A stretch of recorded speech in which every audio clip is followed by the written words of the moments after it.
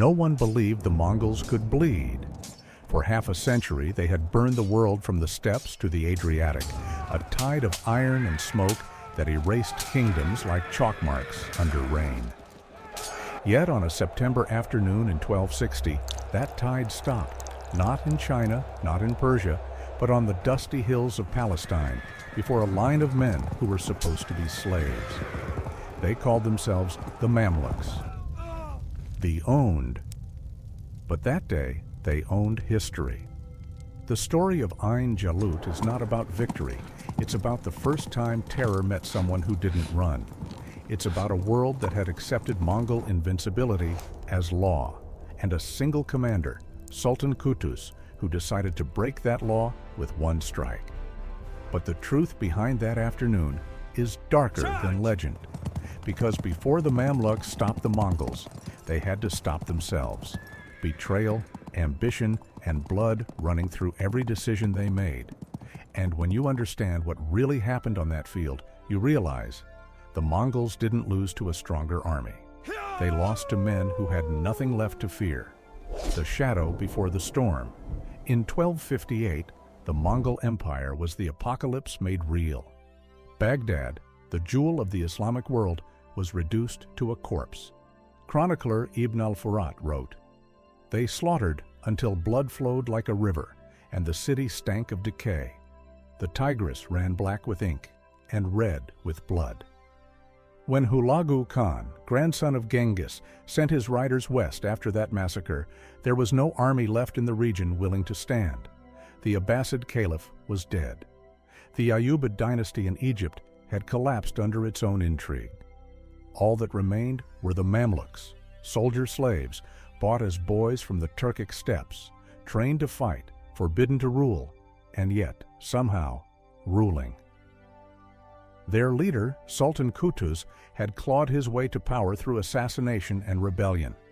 Egypt was fractured, terrified, and broke. Yet when Hulagu demanded submission, Qutuz answered by executing the Mongol envoys and hanging their heads at Cairo's gate. That was a death sentence. No one defied the Khan's messengers and lived. Hulagu's brother Munka had ordered that any who harmed them would be wiped from the earth. But something unexpected happened. Munka died in China. Hulagu turned back east with most of his army to secure succession. He left behind a single corps under a trusted lieutenant, Kitbuka Noyan, a Christian Mongol from the Naiman tribe. Kitbuka commanded perhaps 10,000, 15,000 men, elite but alone. The window was small. The Mamluks knew it, and Qutuz decided that Egypt would not wait to die. He would meet the storm halfway in the open desert. The gamble was suicidal, yet it was the only way the Muslim world could breathe again. If the story of Ain Jalut moved you, if you felt the echo of that one afternoon when the unstoppable was stopped, then don't let it fade into dust. All it takes is one click, one subscription to keep history's fire alive. Like the video. Subscribe to the channel, because every legend deserves to be told, and your support is the sword that makes the next one possible. The enemy within. Before they could face Kitbuka, Qutuz had to survive his own generals. Among them was Baybars al-Bundukdari, the brilliant, ruthless commander of the Mamluk cavalry, a man exiled only months earlier after a failed coup. Qutuz brought him back, knowing that Baybars hated him. Why? Because Baybars was the one mind capable of reading Mongol warfare. He had fought them before at the fall of Damascus and barely escaped. His hatred was personal. Chronicler al-Makrizi later wrote, "Baybars knew the Mongols as one knows a nightmare, each hoofbeat burned into his memory." So the two men, the king and the rebel, rode together toward Palestine, each knowing only one might return alive. Qutuz's army marched through the Sinai in August 1260. Men and horses suffered under the heat.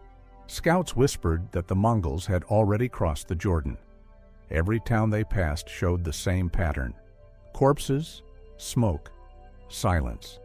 Kitbuka had left nothing standing. At Gaza, Qutuz halted.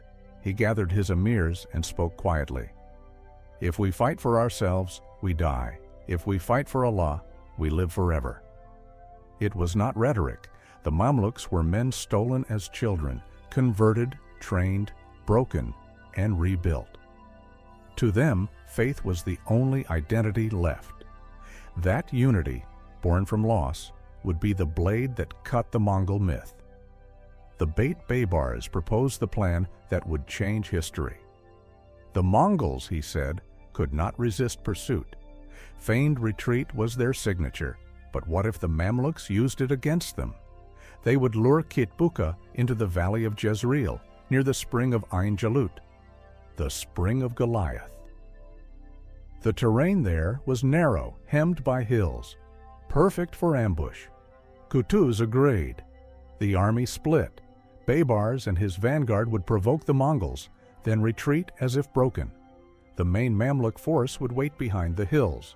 It was a plan born of audacity and trust, the kind that works only once in a century. Morning of Fire. At dawn, September 3, 1260, dust rose over the plain. Baybar's cavalry struck first, swift and loud. Mongol scouts fell back toward their main host. Kitbuka, seeing what looked like another collapsing enemy, took the bait.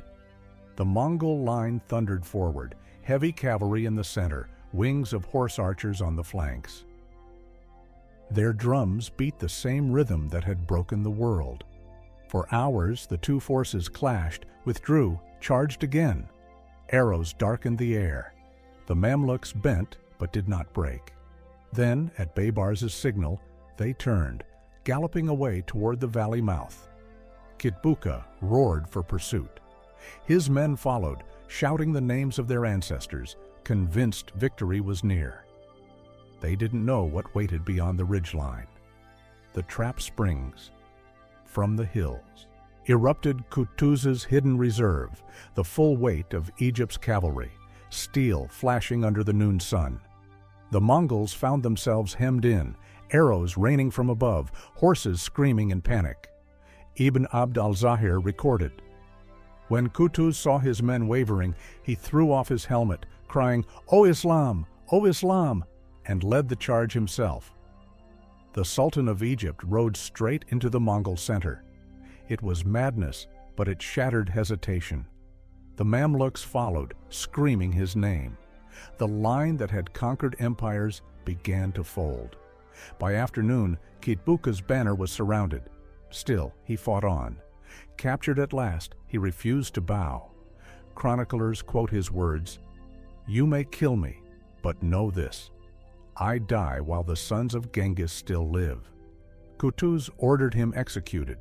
The axe fell, and with that, the Mongol aura of invincibility fell too. The sun set over Ain Jalut, and for the first time in memory, the earth was quiet where the Mongols had passed. But the victory was only the surface of something far more complex: betrayal, revenge, and the transformation of slavery into sovereignty. The aftermath: betrayal, coronation, and the birth of a new empire. The battle was over, but the war for its meaning had just begun. At Ain Jalut, the dust settled over corpses from every tribe of the steppe and the Nile alike. The Mongols had been broken, but not erased. And the Mamluks, those men forged in bondage, now faced a question that no sword could answer: who would own the victory? The Mamluks returned to Cairo as saviors. For the first time in generations, the call to prayer rose over cities that had expected death. Merchants reopened their stalls. Pilgrims walked the roads again. The name Kutuz was whispered with reverence, the slave who had defied the world's masters. But power in Cairo had always been a knife turned inward. The same men who followed Kutuz into battle now measured him for his coffin. The aftermath: betrayal, coronation, and the birth of a new empire. The battle was over, but the war for its meaning had just begun. At Ain Jalut, the dust settled over corpses from every tribe of the steppe and the Nile alike. The Mongols had been broken, but not erased. And the Mamluks, those men forged in bondage, now faced a question that no sword could answer: who would own the victory? The Mamluks returned to Cairo as saviors. For the first time in generations, the call to prayer rose over cities that had expected death. Merchants reopened their stalls. Pilgrims walked the roads again. The name Qutuz was whispered with reverence, the slave who had defied the world's masters. But power in Cairo had always been a knife turned inward. The same men who followed Qutuz into battle now measured him for his coffin. The return through blood. When the army reached the borders of Egypt, Baybars demanded his reward. He had, after all, devised the plan that won the battle. Qutuz had promised him the governorship of Aleppo. But now, Qutuz hesitated. He feared what every ruler in Egypt feared, that Baybar's loyalty ended the moment his ambition began. Chronicler al-Makrizi recorded the tension with surgical precision. Qutuz deferred the gift, saying, "The time is not yet right," and Baybar's heart turned black. Days passed. The army marched through Gaza, then toward the Nile. Every night campfires burned and whispers spread of broken promises, of rewards withheld, of leaders who forgot who carried their victories. By the time they reached al-Salihiyah, trust had decayed into suspicion. Qutuz rode among men who would soon draw blades behind his back. The knife at al-Salihiyah. The betrayal came quietly, as most do. It was evening. The Sultan had dismounted to rest and drink. Baybars approached him with a smile. The two men embraced, old comrades in arms, and then steel flashed. Chroniclers differ on the exact moment. Some say Baybars himself struck, others that his men did. But all agree on one thing: Qutuz fell surrounded by those who had called him brother. His body was buried hastily in the desert. No monument, no funeral procession, only silence. Baybars took command before sunrise, and when the army rode into Cairo, it was under a new banner, the lion banner of al-Malik al-Zahir Baybars, the Mamluk Sultan. In less than a year, Egypt had seen two rulers rise from slavery, and both had drawn their power from the same truth. The Mongols were not gods. They could be defeated. That belief alone was enough to rewrite empires. Baybar's iron reign. Baybars understood something no one else did. Ain Jalut was not an ending. It was a beginning. He rebuilt the Mamluk system into an engine of control. Every soldier owed allegiance directly to the Sultan. Every emir was watched. Loyalty was currency, fear the tax. Chronicler Ibn Taghribirdi wrote, "He was like a sword unsheathed, bright, sharp, and impossible to return to the scabbard." Baybars fortified Cairo, built a network of spies, and reformed the postal system to carry military intelligence across thousands of miles. It was the world's first centralized relay of surveillance, a shadow communication web designed to keep the empire awake. His paranoia was not madness. The Mongols had not vanished.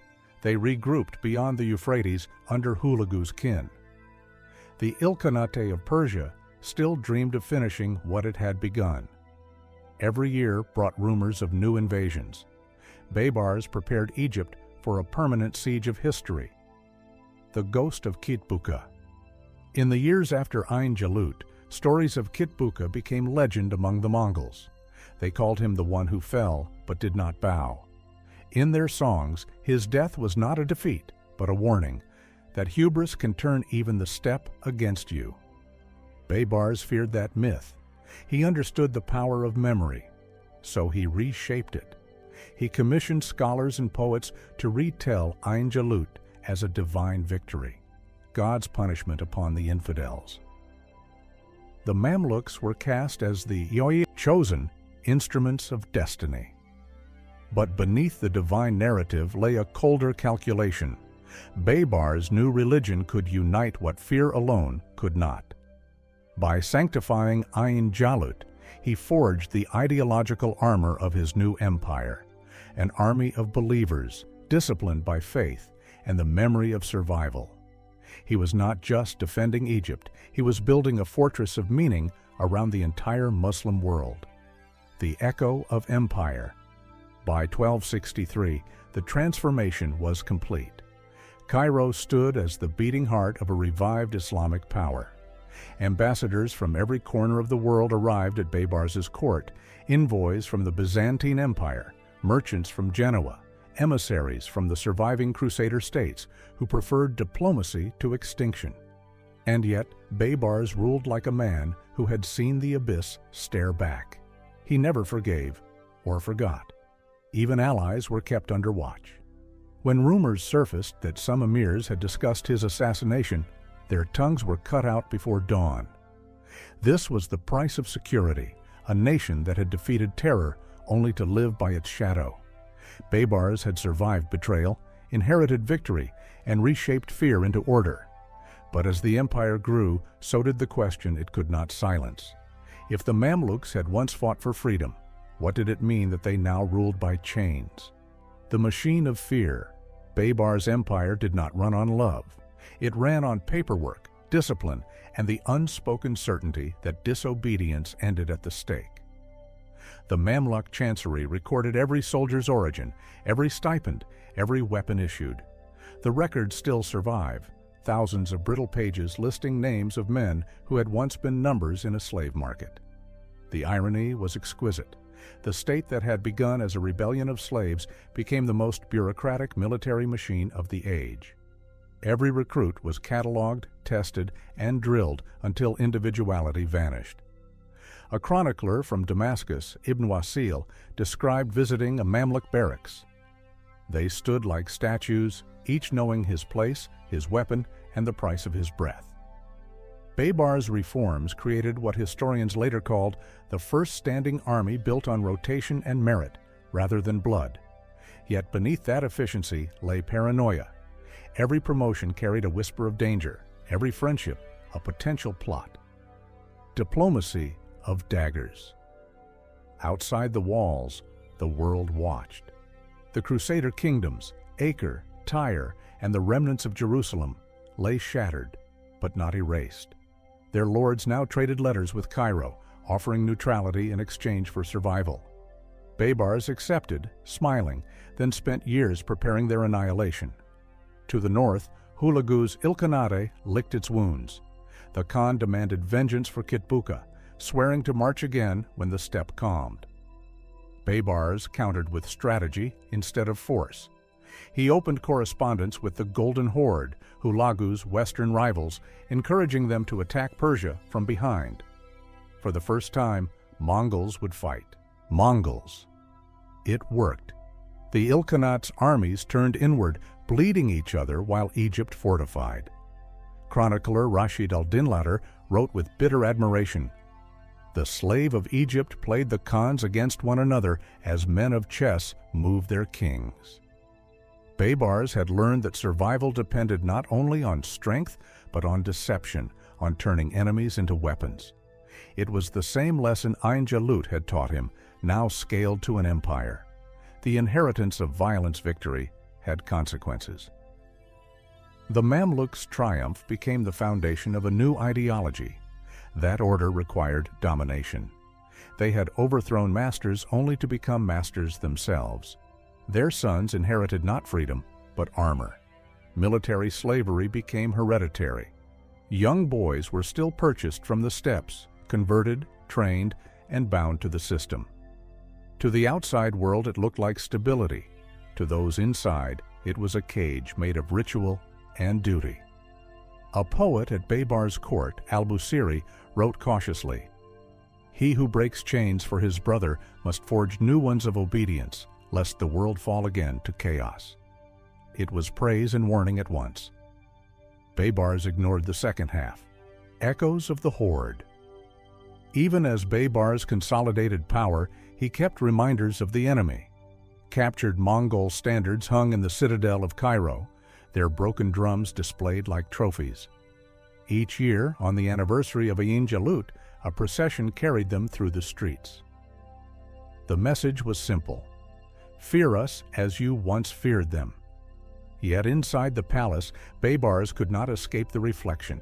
His cavalry fought with the same mobility, the same discipline, the same terror the Mongols had perfected. The conqueror had become the mirror of the conquered. Chronicler Ibn Shaddad noted dryly, "Their horses learned the Mongol gallop. Their hearts learned the Mongol silence. By adopting their enemy's methods, the Mamluks ensured their survival and their corruption." Legacy written in ash. By the late 1260s, Egypt's markets thrived under Mamluk protection. Caravans from Mecca to Damascus moved without fear. The Red Sea shimmered with trade again. But beneath prosperity ran a new kind of darkness: surveillance. Couriers carried sealed orders between garrisons. Scribes copied every message twice. The Sultan's intelligence network reached from Nubia to Anatolia. Rumor became evidence. Dissent became treason. Still, Baybars justified it all with the same phrase, Ain Jalut. He claimed that vigilance alone had saved the faith, that one afternoon of victory demanded a lifetime of control. The people believed him because the alternative was unthinkable: the return of the Horde. The victory that had liberated them had also built their prison. Baybars had taken Kutuz's broken army and forged it into an empire of surveillance, faith, and fear. Ain Jalut was no longer a battlefield. It was a doctrine.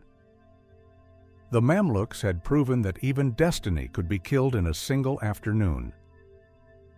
But the story was not done. Beyond the Euphrates, the Mongols would come again, and the cycle of vengeance would feed on itself. The Mongols' return peace never lasts where vengeance still breathes. Ain Jalut had broken one Mongol army, not the Mongol idea. Across the mountains of Persia, Hulagu Khan brooded over Kitbuka's death and the humiliation of defeat. He sent messengers east, demanding reinforcements from the new Great Khan in Karakoram. The Horde would ride again, if not under him, then under his sons. But time was against them. The Mongol Empire, once a single organism, was splintering.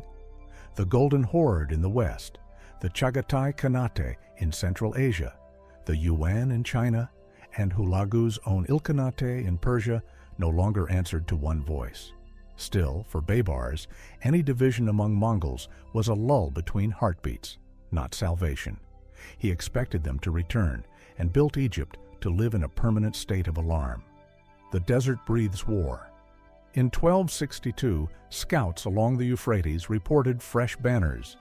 Hulagu's nephew, Abaka Khan, had taken command in Persia. He sent his brother Yeshmut to test the Mamluk frontier. Baybars answered with speed. Cavalry detachments rode from Aleppo and Homs, striking before the Mongols could cross in numbers. The clash at Elbistan was small compared with Ain Jalut, but symbolically enormous. A draw, yet enough to remind both sides that the frontier was alive. Chronicler Ibn al-Furat wrote, "The air itself seemed to wait for the hoofbeats of new disaster."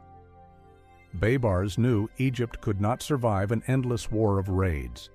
He turned again to the only reliable weapon he had: manipulation. Alliances of necessity. In a twist that would have scandalized earlier crusaders, Baybars sought allies among former Christian foes. Envoys from King Louis IX of France, then crusading in Tunis, sent word proposing a joint front against the Mongols. Both sides had learned that survival sometimes required heresy in politics. Baybars replied with courtesy and calculation. He promised to respect European pilgrims and even returned some captured Frankish prisoners. Gifts designed not from compassion, but strategy. Every act of clemency bought him time. At the same moment, he extended letters to Burqa Khan of the Golden Horde, the only Mongol ruler who had converted to Islam. Burqa's feud with Hulagu ran deep, and Baybars fanned it into war. Within a year, Mongol fought Mongol along the Caucasus. The Ilkhanate's attention turned inward again.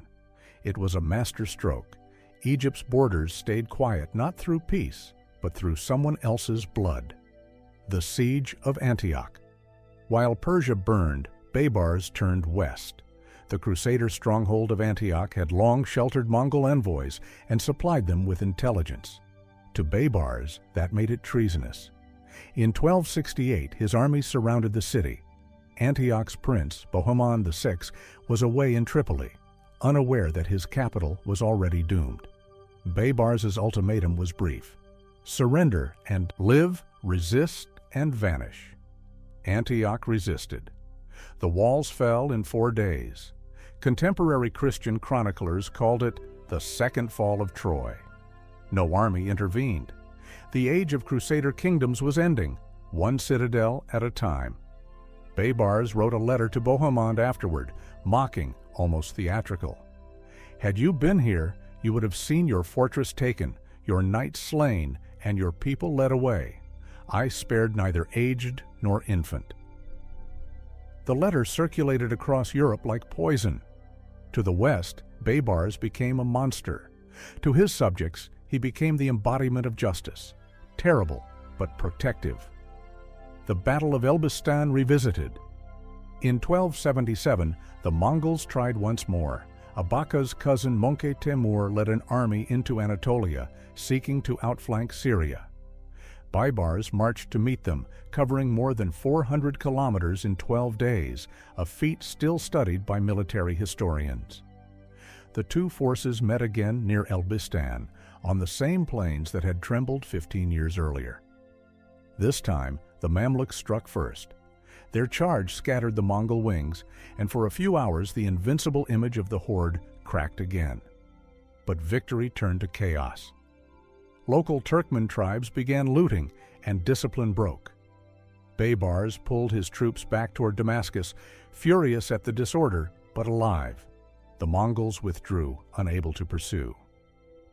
It was another stalemate that felt like a triumph. The Mamluks had faced the horde twice and still stood.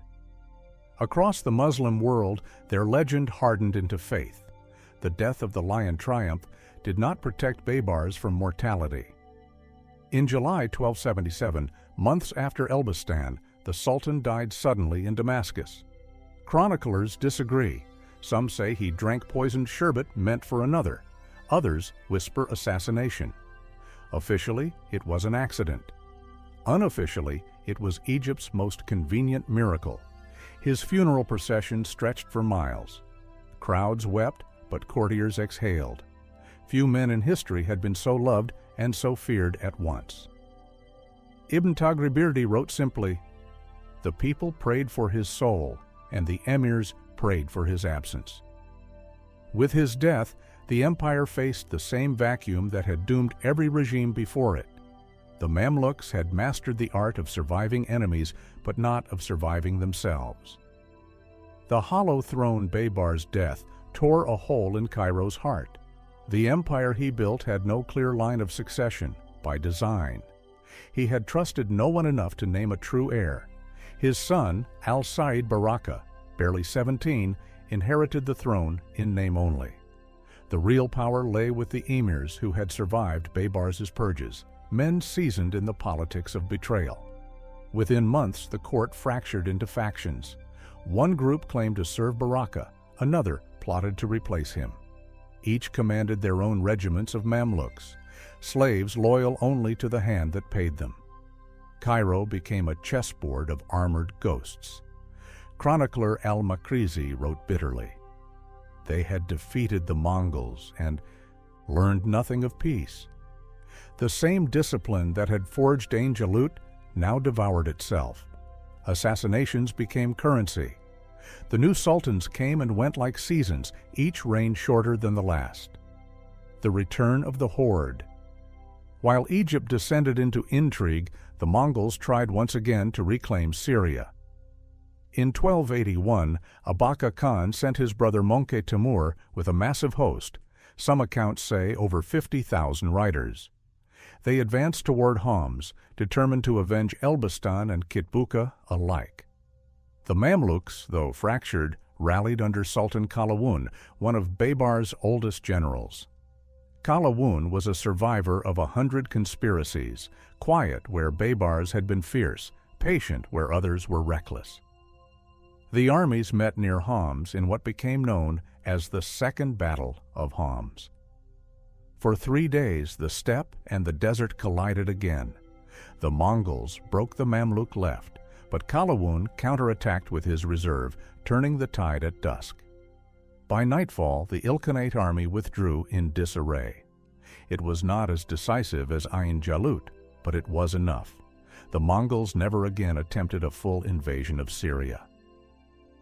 Chronicler Abu Shama captured the exhaustion of that era in one line. The land itself had grown tired of hoofbeats. Kalawun's Calculus Kalawun ruled differently. He had learned from both Baybar's paranoia and Kutuz's idealism. He governed by patience and bureaucracy, reinforcing the institutions that outlived men. He completed the citadel of Cairo, expanded madrasas, and negotiated truces with Crusader remnants to focus entirely on Mongol containment. But he never forgot that the Mamluk throne sat on shifting sand. Every emir under him had the same background he did, a soldier with ambition sharper than loyalty. He built a professional corps known as the Bariya, ensuring that future rulers would have soldiers who owed their positions to him alone. It was a structural act of genius and paranoia combined. The empire became self-perpetuating, too disciplined to collapse quickly, too brutal to evolve. Under Kalawun and his successors, the Mamluk Sultanate would endure for 2 more centuries. Yet the moral victory of Ain Jalut, the idea of righteous resistance, had already curdled into bureaucracy and fear. The whisper of diminishing returns. By the end of the 13th century, the Mongols were no longer the specter they had been. Their empire fractured permanently. Conversion to Islam among the Ilkhans blunted the ideological divide that had once justified annihilation. When Ghazan Khan embraced Islam in 1295, the war between steppes and Nile turned from holy to political. But peace did not bring renewal. The Mamluks, born in crisis, could not live without it. They turned their weapons inward, on rivals, on civilians, on each other. Taxes rose, trust fell. Egypt's prosperity became the mask of a state that existed only to prevent its own destruction. Chronicler Ibn Khaldun, writing a century later, reflected, "They conquered, then ruled, then decayed, because what is built in fear dies by fear." The aftermath in silence. The world remembered Ain Jalut as the moment the Mongols were stopped, but within Cairo's archives, the documents tell a subtler truth. The battle's aftermath created a civilization permanently armored against its own people. Every institution the Mamluks built, schools, mosques, fortresses, was designed first for control, second for devotion. They had traded extinction for endurance, freedom for order. And though the Mongols never returned, the shadow of their threat lived on in the Mamluk mind, a ghost that outlasted empires. When historians look back, the paradox stands clear. The men who saved the Middle East from the Mongols built a system so rigid that when change finally came, from gunpowder, plague, and the Ottomans, it shattered overnight. Baybar's empire survived the Horde, but not itself. The Mamluks had defeated invincibility, only to become prisoners of their own victory. If the story of Ain Jalut moved you, if you felt the echo of that one afternoon when the unstoppable was stopped, then don't let it fade into dust. All it takes is one click, one subscription, to keep history's fire alive. Like the video, subscribe to the channel, because every legend deserves to be told, and your support is the sword that makes the next one possible. The revelation. What Ain Jalut really meant. History remembers battles for what they changed. Ain Jalut is remembered for what it stopped. Yet the truer meaning hides beneath the dust. It was not a clash of nations, but of ideas, between terror that sought to erase memory and fear that learned to preserve itself through control. When Ibn al-Furat wrote that the heavens darkened from the smoke of burning villages, he was describing more than the ruin of Baghdad or Aleppo. He was recording the collapse of faith in permanence. The Mongols had taught the world that nothing built by men could stand. Ain Jalut taught the opposite lesson, that men could stand when nothing else did. But every revelation comes with a curse. Faith as fortress. For the chroniclers of Cairo, Ain Jalut was proof of divine intervention. Al-Makrizi exulted, God sent against the destroyers of his house a host from his slaves, so that Islam should not perish. To them, victory confirmed providence. The Mamluks were instruments of the divine. Yet that conviction turned from gratitude to entitlement. When survival is mistaken for destiny, mercy disappears. Within a decade, the same creed that had united slaves against annihilation became a justification for autocracy. The Mamluks now believed that they alone carried the sword of faith, and anyone who questioned them threatened salvation itself. The empire that had resisted extinction became addicted to its own righteousness. The chronicler Abu Shama warned quietly, "He who claims to guard the truth will soon believe he owns it." Few listened. Cairo built minarets, not mirrors. The circle of fear. The Mongols ruled by terror, the Mamluks survived by discipline. Between those two forces lies a thin line, one that blurred after Ain Jalut. The victory did not end fear, it merely redistributed it. Power, once external, moved inward. In Damascus, citizens learned to bow more deeply to their own soldiers than they had ever bowed to Mongol riders. In Aleppo, a rumor spoken aloud could summon a prison gate. The Sultan's informants filled the streets like dust, invisible, inescapable. Ibn Tagribirdi captured the paradox. The whip was lighter than the Mongol axe, yet the heart trembled more, for the whip was always near. This was the hidden cost of triumph. Ain Jalut had preserved civilization, but in doing so, it hardened it.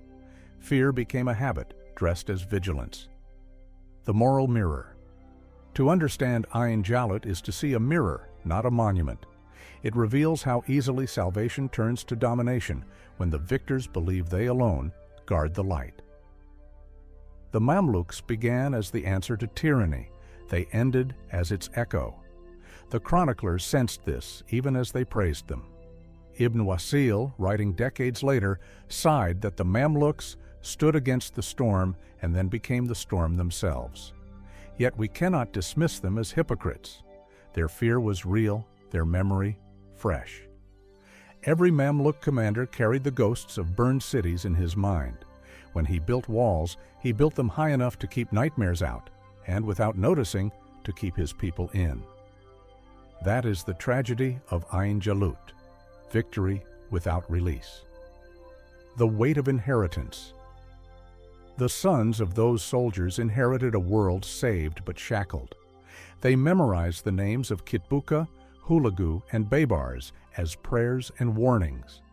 They trained under the same code that had rescued Islam, and in doing so froze the future in a single afternoon of the past. Schools recited tales of divine favor. Poets sang of eternal vigilance. No one asked what came after vigilance, because to question was to risk heresy. Ibn Khaldun would later write, "Dynasties are born from courage and die from habit." The courage of Ain Jalut had become habit, a ritual of survival long after the threat was gone. Ain Jalut began as deliverance, but its echo remade an empire in the image of its fear. In the next segment, the reflection deepens, how that single afternoon rewrote the idea of power across continents, and why the Mamluks' greatest legacy was the lesson they never meant to teach. The long echo. After the victory, messengers carried news from Cairo to the farthest courts of the Islamic world. Each city embroidered its own version, but the moral was the same.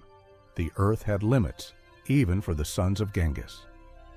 From Granada to Samarkand, sermons repeated al-Makrizi's phrase, "God raised the slave above the free." It was meant to inspire humility. It bred pride instead. For the next 2 centuries, every Mamluk sultan claimed the mantle of Ain Jalut. Coins bore images of warriors trampling dragons, symbols of the Horde. The myth of divine favor became the license of power. In Cairo's citadel, the banners of Kitbuka faded to dust, but they were never removed. They hung as reminders that fear, properly harnessed, was the strongest cement for empire. The theology of control. The jurists and scholars of Egypt faced a choice: celebrate the Mamluks as saviors or risk being branded ungrateful to God. Most chose silence. The few who questioned the regime's harshness found themselves quoted in edicts as examples of disobedience. A chronicler known as Ibn al-Suyuti, writing generations later, summarized the doctrine that had formed. When God gives victory, obedience to the victor is a duty. To dispute him is to question God's will. That sentence sealed the union of faith and fear. The Mamluks had discovered what every later dynasty would copy. The easiest way to hold power is to make rebellion sound like blasphemy. From then on, Ain Jalut was preached not as a battle, but as a warning. The world is saved only when order is absolute. The vanishing individual. In that theology, the individual disappeared. The anonymous soldier, the scribe, the craftsman, all existed only as extensions of the victory's legacy. Their work was to maintain the balance that Qutuz and Baybars had bought with blood. To question purpose was to forget sacrifice. Ibn Taghribirdi, weary after decades under such rule, confessed in his chronicle, "We live in the shadow of heroes so large that no man dares to stand upright." Ain Jalut had birthed giants. The living learned to crawl beneath their feet. The geography of memory travelers in the 14th century described the battlefield as strangely quiet. The valley of Jezreel had become a shrine without pilgrims. Shepherds grazed flocks where empires had collided, and only the occasional scholar came to copy an inscription or gather dust as relic. The silence itself became symbolic. Every empire needs a sacred emptiness, a place where victory can echo without contradiction. Ain Jalut served that purpose. It was the wound the Mamluks kept open to remind themselves they had once bled. Ibn Battuta, passing through in 1326, noted, "There is no monument, only the spring, clear and cold, as if washing the world of memory." Even nature refused to commemorate. Perhaps it understood what men did not, that memory can be a chain heavier than defeat. The hidden lesson strip, away the banners, the prayers, the chronicles, and Ain Jalut teaches a smaller, crueler truth. Survival is not redemption, it is merely postponement. The Mamluks had won a day and built 2 centuries of rule on its shadow. Their children inherited triumph, but not peace. Every reform, every fortress, every school existed to prevent the return of a fear that history had already buried. And yet, through all the blood and scripture, a quieter legacy endured. The Aut's realization that invincibility is an illusion.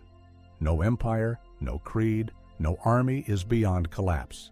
Even the storm of the Mongols could end in a single afternoon.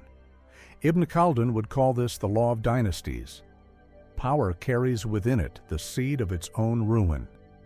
At Ain Jalut, that law was written not in ink, but in dust. Ain Jalut was not just the day the world changed course, it was the day the world learned that even salvation has a price. The Mamluks proved that courage can halt catastrophe, but also that fear, once victorious, can rule for generations. Their triumph became their inheritance, their burden. The twilight of the Mamluk. Age empires do not die in flames, they fade into habit. By the early 15th century, Cairo was still beautiful, still loud with traders and scholars, but the pulse that had once shaken continents had slowed. The Mamluk machine ran on ceremony. The drills, the reviews, the oaths, all continued, yet the purpose that had created them was gone. The Mongols had long since dissolved into the silk of Persia, converted, intermarried, transformed. The great fear that had justified every lash and every spy was now a memory. but memories can rule more fiercely than kings. In the citadel, new sultans rose and fell like hours of the day. Each took the throne through conspiracy and guarded it through terror. The titles of Baybars and Kutus were repeated like spells, invoked to prove legitimacy, but no one believed in miracles anymore. Ibn Taghribirdi, writing near the end of the dynasty, observed, "They wear the armor of heroes, yet tremble at shadows of their own making." The bureaucrats still stamped decrees with the seal of Ain Jalut, the official emblem of salvation, yet behind the wax, the empire was hollow.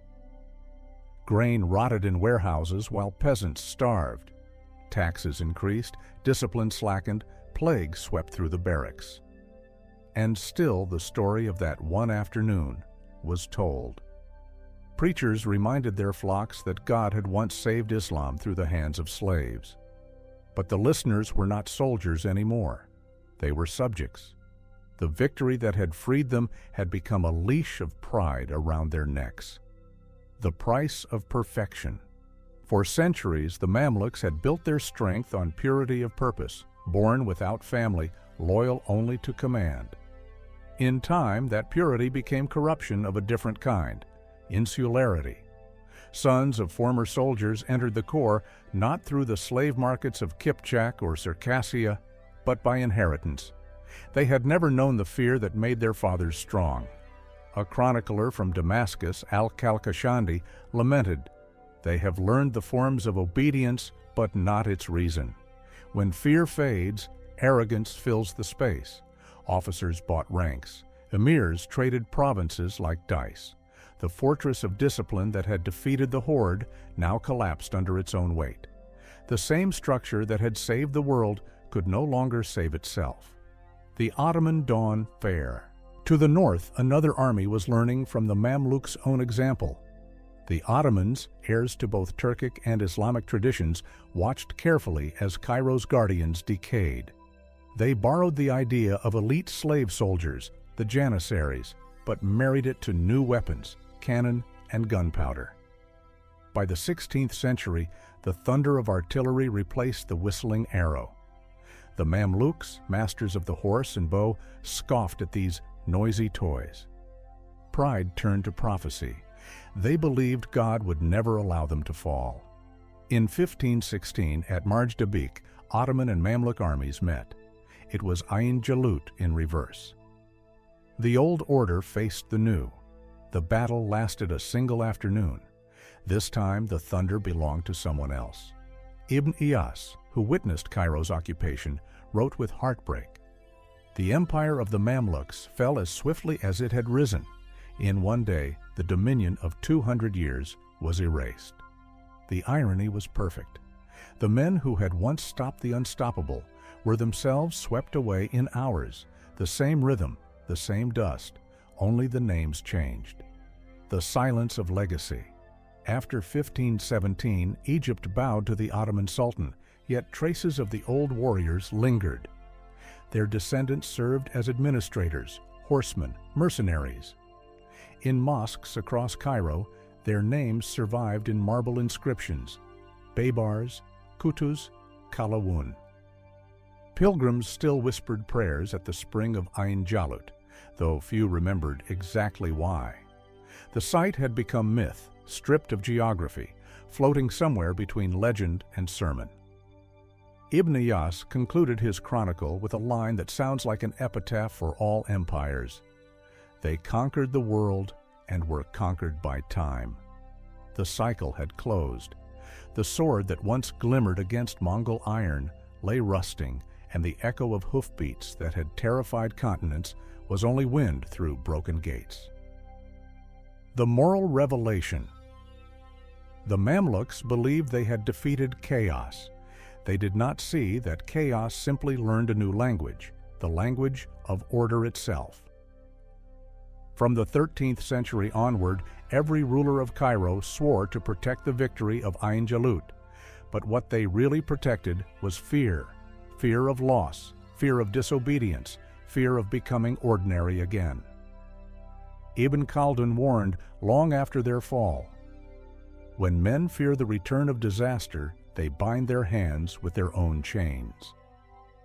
That line could have been carved above every Mamluk gate, because the deeper revelation of Ain Jalut is this: humanity cannot live forever in the posture of defense. A sword held too long cuts its bearer. The false comfort of victory is not a conclusion, it is an appetite. The Mamluks fed it with monuments, festivals, decrees. Each celebration promised safety, but each also reminded the people that safety depended on obedience. The rhythm of faith became indistinguishable from the rhythm of control. Chronicler Al-Kalkashandi wrote, half in admiration, half in despair. They built their strength upon fear and feared the loss of strength above all else. In this way, the victory at Ain Jalut became eternal, not in glory, but in anxiety. The Mongols had burned libraries, the Mamluks burned questions.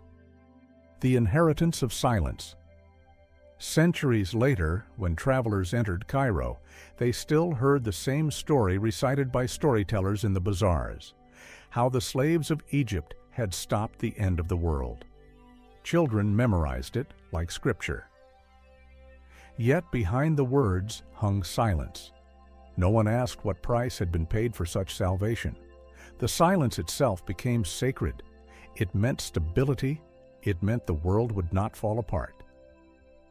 But silence breeds decay as surely as fire. The theologian Al-Suyuti, writing on the eve of Ottoman conquest, observed, "They still chant of victory, though no one remembers what was won." He understood that a civilization obsessed with preservation eventually forgets creation. The mirror of mortality. Ain Jalut was supposed to prove divine favor. Instead, it proved divine impartiality. God had allowed the Mongols to rise and the Mamluks to resist, and then allowed both to fade. The pattern never changes, only the names. Every generation believes its enemies unique, its victories final. But the dust of Jezreel whispers otherwise. The same courage, the same fear, the same blindness return in new armor. If you walk that valley now, there is no trace of conquest, no bones, no banners, only the spring, clear as it was in 1260. Water erases what men insist on remembering. Ibn Battuta wrote after visiting the site, "The water is sweet and cold, as if washing the mouths that once shouted of glory." That image is the heart of Ain Jalut's revelation. The earth forgets faster than men forgive. The unintended legacy. The Mamluks' greatest gift to history was not survival. It was the proof that survival is possible.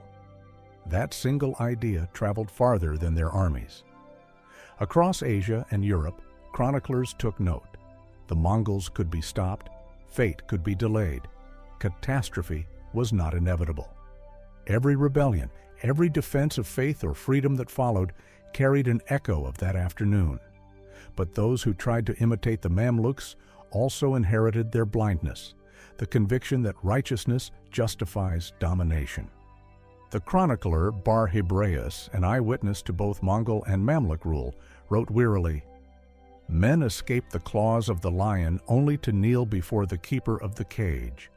That is the legacy that endures when victory becomes an idol. The field of Ain Jalut lies quiet. The spring still rises between the hills, its surface unbroken except by wind. Nothing in the landscape speaks of empire. The earth remembers weight, not names." Every empire that came after tried to read the story differently, some as proof of faith, others as evidence of strategy. But all missed the same detail. The victory lasted one afternoon. The fear it created lasted centuries.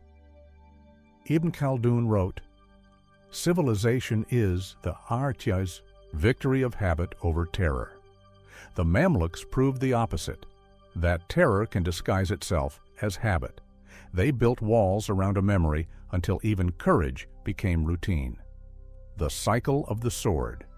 From their example came a rule that outlived them. Every savior becomes a ruler. and every ruler fears becoming the next victim. The Mongols once believed the sky had chosen them to cleanse the world. The Mamluks believed heaven had chosen them to save it. Both were right for a moment, and both were destroyed by the moment's echo. The difference between the destroyer and the defender is thinner than dust. The same discipline, the same certainty, the same refusal to doubt. Only the direction of the blade changes. Chronicler al-Makrizi described the last of the Mamluk sultans walking through his silent palace, touching the cold stone walls and whispering, "These were built for God, yet they echo only my footsteps." That whisper could belong to any ruler in any age. The weight of names, Kutuz, Baybars, Kalawun, their names still stand carved in marble, shining under dust. Tourists photograph them without understanding that each letter was once a wound. The Mamluks tried to write eternity into stone and learned that stone erodes slower than memory, but faster than truth. In Cairo's mosques, the imams still recite verses of gratitude for the day the Mongols were stopped. The prayer has lost its object. It survives as rhythm, not meaning. That, too, is part of the revelation. Words outlive belief. Ibn Iyas, writing after the Ottoman conquest, ended his chronicle not with a date, but with a sigh. The slaves of yesterday ruled the world. The masters of today will kneel tomorrow. The unfinished battle. Ain Jalut never truly ended. It moved from battlefield to memory, from blood to story. The war between fear and freedom is the only war that does not age. Every generation inherits both weapons, the sword that defends and the chain that preserves. The Mamluks chose the chain because they had seen the sword too closely. They feared the fire more than the darkness, and in choosing safety, they repeated the pattern they had broken. That is why the chronicles matter, not as relics, but as warnings written in ink and irony. The voice of the chronicler. If you listen to the old texts long enough, a single voice rises beneath them all.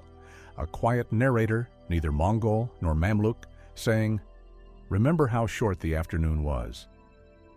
That sentence is the final truth of Ain Jalut. Empires imagine eternity.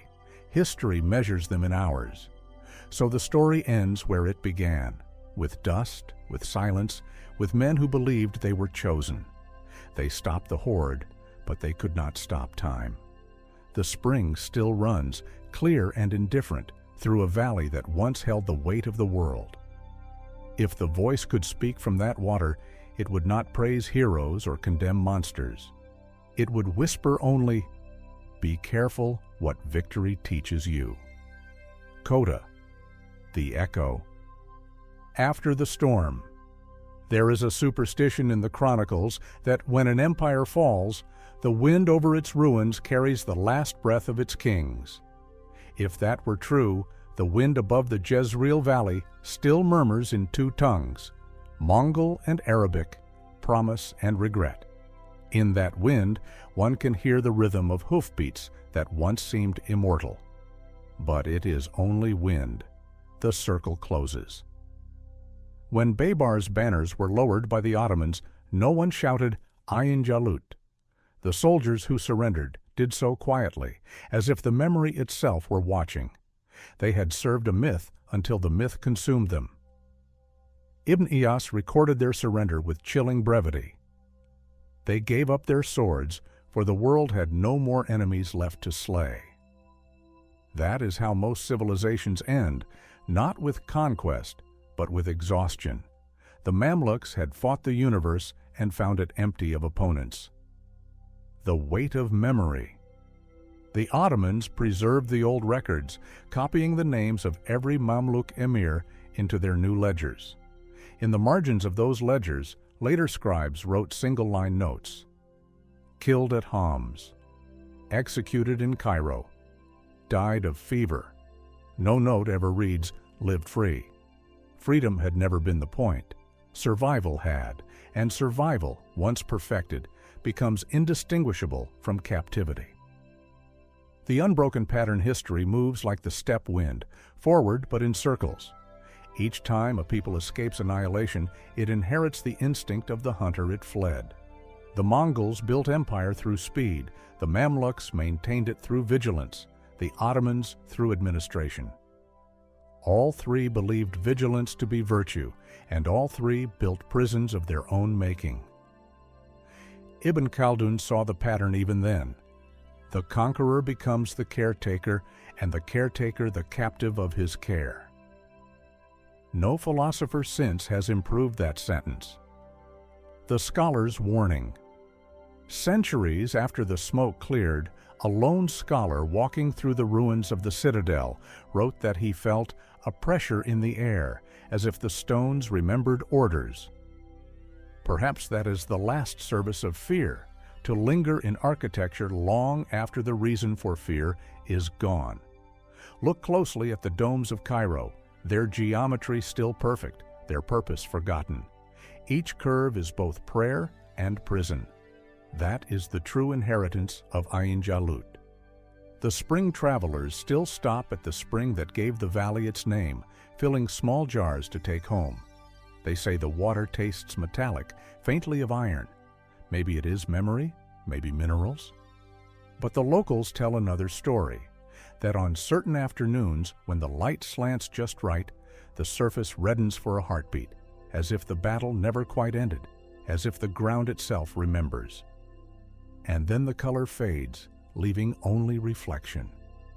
The voice returns. If the chroniclers could speak now, what would they say? Not praise, not prophecy, only astonishment that anyone still listens. For history's cruelest trick is this. It whispers its warnings exactly in the moments we feel safest. They would tell you that every civilization carries its own Mongols in its heart, waiting for complacency to open the gate. They would remind you that courage is a moment, not a state, that one afternoon can change the map of the world, but not the nature of man. They would tell you that Ain Jalut was proof only of possibility, that even the unstoppable can be stopped, if only briefly. No empire, no creed, no dynasty escapes the truth written in that valley. Everything ends. The question is how, and what we build out of the ending. The Mamluks built order from ruin, and ruin from order. They left behind stone and story, each warning the other. Their triumph was not that they defeated the Mongols, but that they made the world believe defeat was reversible. That belief has carried humanity farther than any army. Yet belief without humility turns to empire again. Ibn al-Furat closes his chronicle of the battle with one sentence seldom quoted. And God knows best how long men may keep what they are given. The spring of Ain Jalut still runs. The dust still moves when the wind rises. If you listen closely, you can almost hear armor creak and voices chant prayers for a world that thought it had been saved. But the wind will not stop for prayers. It will carry this story the same way it carries all stories, across deserts, over oceans, into ears that may never believe it happened. If it reaches you, do not let it fade. Speak it. Comment with the name of another forgotten field where courage met consequence. Share it so that history's echo does not fall silent again. And remember, the greatest battle ever won lasted one afternoon, and its warning has lasted 8 centuries. The memory of dust. The chronicles end, but the dust keeps writing. 8 centuries have passed since Ain Jalut, yet the same wind still moves over the same valley, carrying the same lesson in a language few still understand. Ibn al-Furat began his final volume with a sentence scholars rarely quote. The dust of battle does not vanish. It settles in the lungs of those who remember. He was right. What the sword cuts, memory breathes. The dust that thinks. In every archive of Cairo and Damascus, the parchment darkens year by year as if the words themselves are turning back into soil. The librarians whisper that the smell of old ink resembles iron. Perhaps it is the echo of blood, perhaps the rust of time, but every page tells the same story. Survival bought on credit. The Mamluks wrote their triumph into law, then wrote their fear into habit. They believed that by recording the miracle of Ain Jalut, they could imprison it, own it, make it eternal. But the dust had other plans. It seeped into the margins, erased titles, blurred names until only fragments remained, verbs without subjects, victories without context. That is history's justice. The wind edits more honestly than scribes. The weight of V. Dust walk through Cairo's necropolis at dusk. Every tomb bears the same sentence. Servant of God, defender of the faith. None say slave, though all were. None say afraid, though all must have been. The domes catch the last light, and for a moment the city looks gilded again, as if Baybars himself were still riding through its gates. Then the sun drops, and the gold turns to ash. Ibn Iyas described that hour perfectly. When the muezzin calls the sunset prayer, even the stones seem to kneel. He meant reverence. We can read exhaustion. The quiet of scholars. In the centuries after the fall, scholars argued whether Ain Jalut truly changed the world. Some claimed it saved civilization. Others said it merely postponed its fall. The truth hides between those words. The battle preserved the possibility of civilization, the idea that destruction is not inevitable. And that possibility, fragile and brief, is what every age must purchase again for itself. Al-Makrizi wrote, "The chain of events is a rope of sand. Each grain depends on the one before." He understood that even miracles need maintenance. The Mamluks won a miracle and forgot to tend it. The dust's verdict. Centuries later, Ottoman scholars opened the old Mamluk archives and found pages eaten by worms, letters fading into dust. One of them, an anonymous scribe, left a marginal note. So ends the story of those who feared to be forgotten. That single line outlived every proclamation of eternal glory. The scribe had unknowingly written the verdict of history itself. The bones. Beneath the story, archaeologists digging near the valley centuries later found shards of arrowheads, rusted and fused into rock. They could not tell which army they belonged to. Mongol iron and Mamluk steel had weathered into the same color, the same fragility. That discovery mattered more than the relics themselves. It meant that victory and defeat, given enough time, share the same chemistry. The elements forget allegiance. A later historian, Al-Kalkashandi, mused over those fragments and wrote, "All that remains of the day of Jalut is the taste of metal. Even the earth has a sense of irony. The scroll and the sword. Every empire leaves two monuments, the scroll and the sword. One claims to explain the other. The Mongols left neither. Fire was their scripture. The Mamluks left both, and yet their story still collapses into dust because neither scroll nor sword can hold a soul." Ain Jalut should have taught humility. Instead, it taught posterity. The Mamluks recorded themselves endlessly, convinced that remembrance was redemption. But the ink dried into arrogance. Ibn Taghribirdi warned in his last manuscript, "We have described everything except the reason." He meant that chronicles could preserve events, but not meaning. Meaning decays faster than parchment. The inheritance of ash. When the Ottomans brought printing presses to Egypt, the first histories they reprinted were those of Ain Jalut. They believed the tale would inspire soldiers again. Instead, readers saw a mirror of their own empire, proud, weary, terrified of its own decline. Each generation reads the story differently. For the Mamluks, it was triumph. For the Ottomans, warning. For the scholars who came after, elegy. And for the dust? For the dust, it was simply Tuesday. The return to the valley stand at Ain Jalut today, and you would not know what happened. The spring still bubbles. The grass still grows. Shepherds still pass, unaware that their sheep graze on the bones of the 13th century. Only the light feels deliberate, thick, yellow, timeless. Local folklore says that at dusk, when the wind drops, you can hear a faint rhythm like hooves in the distance. They call it the remembering. It lasts less than a minute. Then it's gone, like breath on glass. Ibn Battuta was right. The water cleanses everything except the truth. The dust speaks. Imagine the dust could speak. It would not speak of kings. It would name the horses, the boys who carried arrows, the women who buried the dead. It would list the forgotten, the real victors of every battle. And then it would fall silent, because dust does not argue. It endures. An anonymous monk, writing a century after the battle, left this line: "The ground keeps its secrets better than any court." That may be the closest thing to divine mercy the world has ever known. The memory of dust.